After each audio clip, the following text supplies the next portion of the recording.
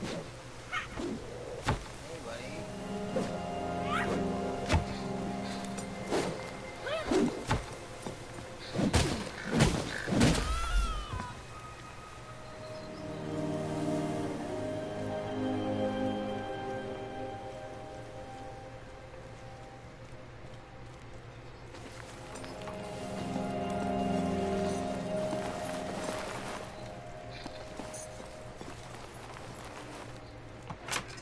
Where are you at?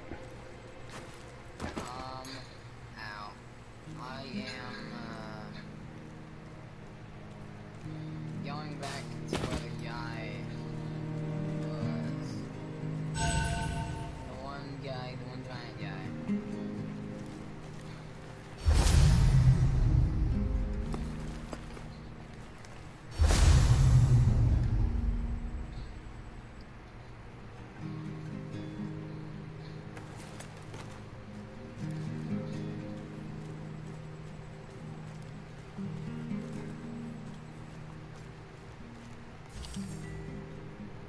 Okay, I'm back at the opening of that cave that we're up in. My mustache friend is still standing here with me. I also have a big mustache.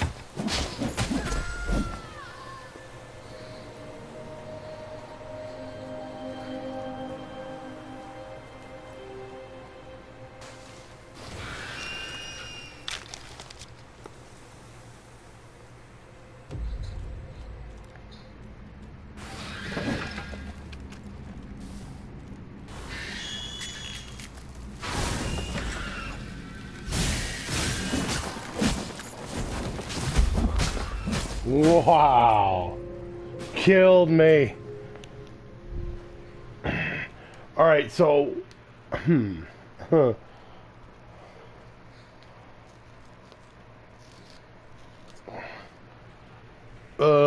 So where are you now exactly? I'm in the cave entrance to when I first got in this area. Okay, stay where you are. Should I disable the mustache dude? Hold on. Drop bags. Alright.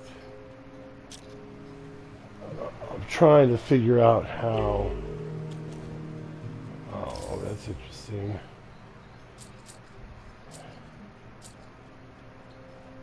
Zoom up here. Well,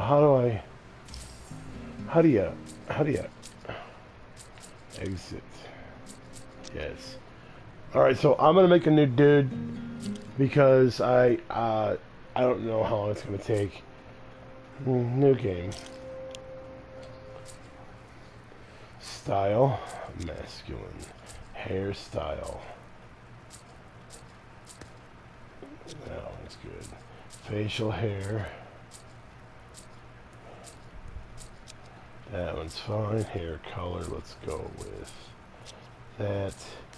Skin color is a motherfucker. Alright, accept.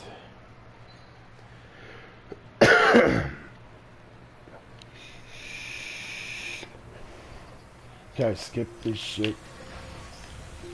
Oh, I don't want to see the bird again. I'm gonna see the bird again. I Maybe this don't know wall is why. fucked. Among the stars, the ashen fly. Beneath, the 9 realms move among the Tree of Worlds' many branches. Proudly standing upon the darkness, its roots delving into caverns where light will never venture. It was when a single great ashen flew down to rest upon her boughs that the light woke among the realms.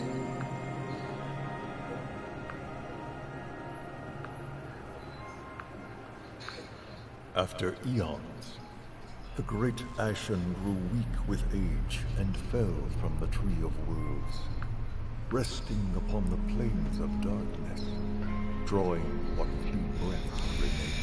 He died before he even got to In the throes of death, the light I'm gonna dimmed, collect all these sapphires. and the ashen's final 3 breaths became the 3 golden ages. Man, it sucks I have to watch this shit again. The first age saw 3 creatures of the dark plains rise above all others. The Elder Dark fed upon the light and thrived. The second marked the coming of the listener matriarchs, titans who revered the light. The third breath was the age of man, Gethin's children. When the final breath ended, there would be a time of darkness. In that black age, the cities of man fell into ruin, toppled by war and emptied by pestilence and famine. Proud Lathyrus drowned beneath the ash.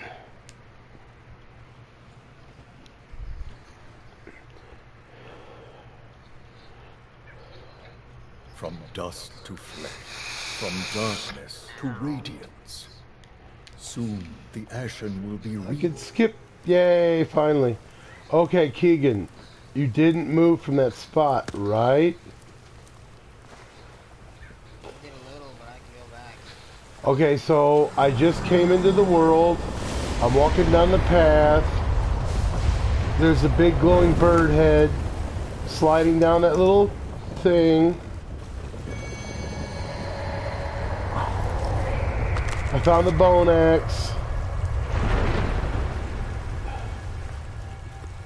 I fought my first dude. He's dead.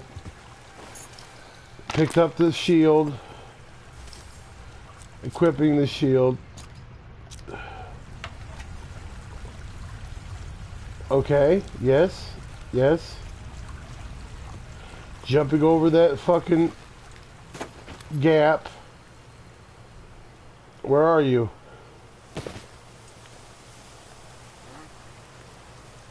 Where are you at? Did you already go to the bird head? Yeah.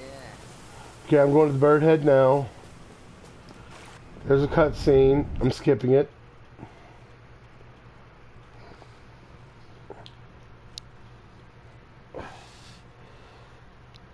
This is way different. This game is way different than Dark Souls.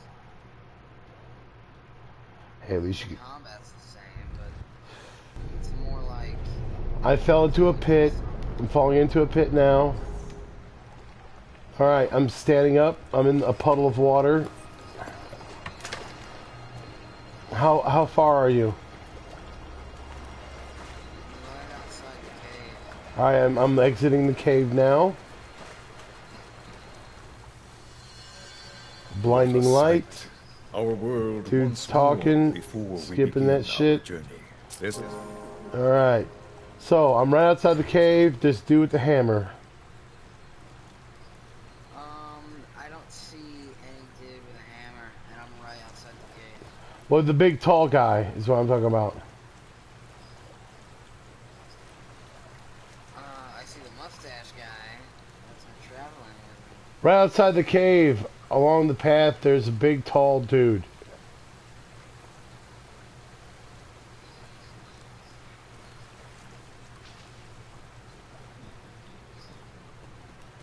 He asks you to get the hammer and spark for him. Yeah. Okay, are you outside, right outside the beginning cave? Like the little Yeah. path that leads down? Yes? No? Maybe? Okay. Is the, let me check here. I gotta check and see if that multiplayer... Use the filter code. Okay, filter's on.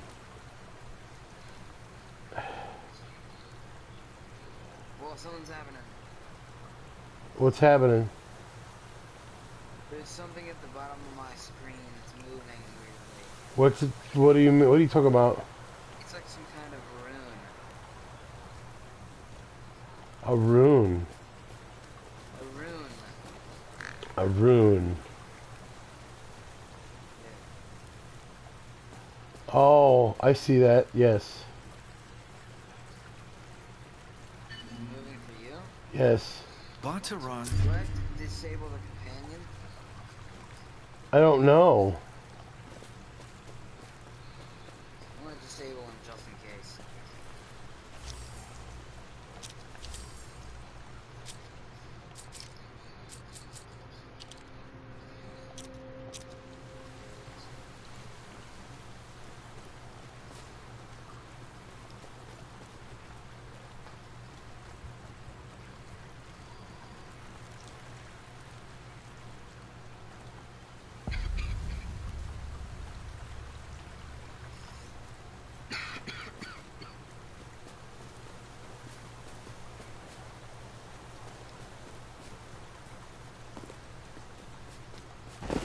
The rune keeps moving.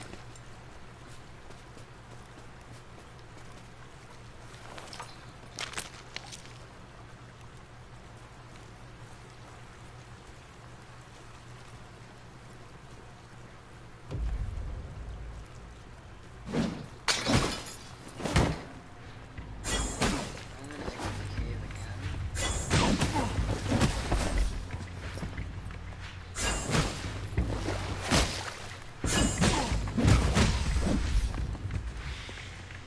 Okay, I'm gonna go back to the cave.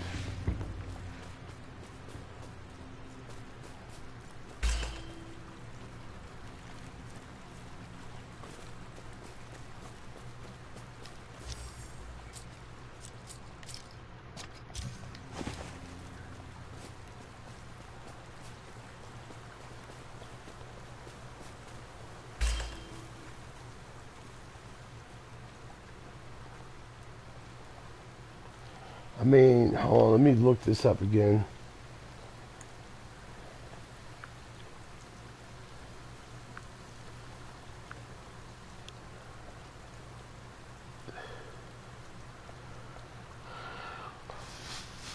Forget everything you thought you knew about mobile games. One of the most ambitious RPG projects of 2019 has just been released on smartphone, and it's gonna...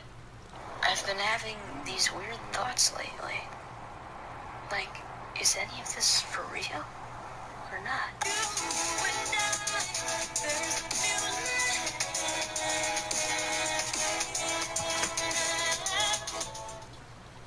Gamers and gamers, what is going on? My name is Tanek127 and welcome to an Ashen video.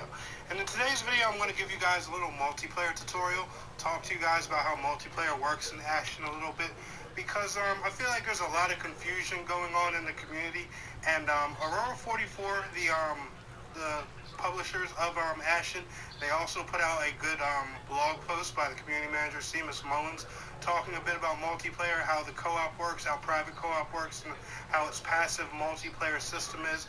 So in this video, I'm going to do my best to just make a short little guide to sum all that up for you guys. I'll be sure to leave a link of the post down in the description below to understand how multiplayer works. So first and foremost, Ashen is a Souls-like game, so first of all, if any of you guys are Dark Souls fans, you're no secret to complicated multiplayer stuff. This is, you know, you're used to this kind of thing by now, or at least I hope you are, especially if you've played the OG Dark Souls one, because there was nothing worse than spamming your sign down over and over trying to get your friends involved. You guys remember that? But anyway, I'm not going to waste up more of your time. I'm going to go ahead and talk about it here. So what Ashen uses is called a passive multiplayer system. And how this works is it's like you're role playing, but you don't know that you're actually doing it. So let me explain. As you guys know, every time you go into a new area, you will have a AI companion with you that resembles one of the NPCs in the main hub town. Well, at random, one of these NPCs can get controlled by another human player. Now, this human player isn't brought into your world or anything. It's just both of your worlds working side by side simultaneously. As in, you see that player as that NPC, and that player sees you as that NPC. Meaning, you guys have no ways of communication, no ways of knowing who each other are. You're just on a quest, and you can choose to either help that person or ignore them and go along. They can choose to help you or ignore you and go along.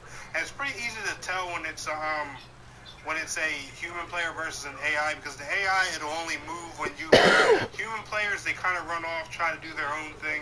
They're a lot more efficient at combat and stuff like that. No, don't get me wrong, the AI isn't bad, but you can tell a human player from an AI. I'm pretty sure you guys can get the gist of that. It's kind of obvious, especially in this game.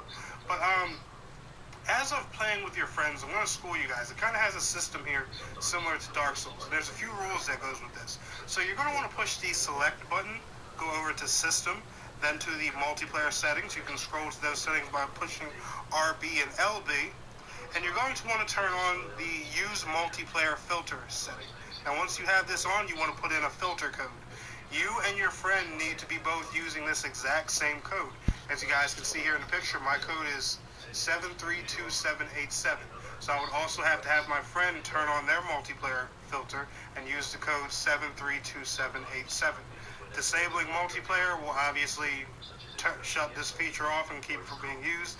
And disabling AI doesn't make a difference. Me personally, I say leave the AI and the multiplayer on, so that way you can get the true Ashen experience.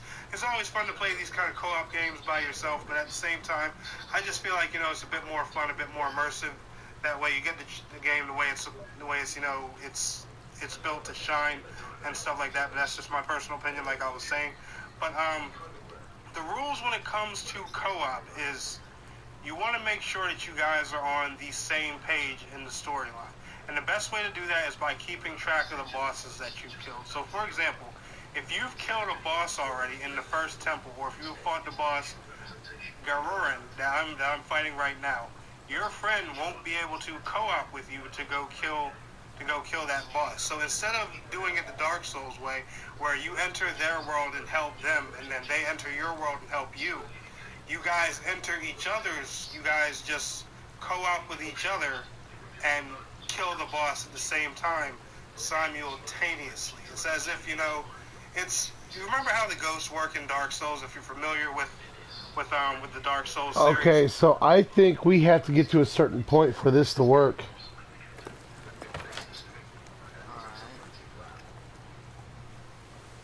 So you're trying to find the hammer and the spark right now, right? Yep. Hey, Dad? Yeah. I think we should continue this tomorrow. Oh my gosh. Okay. Well, I'm sorry, but I'm tired. It's 1 in the morning. Okay.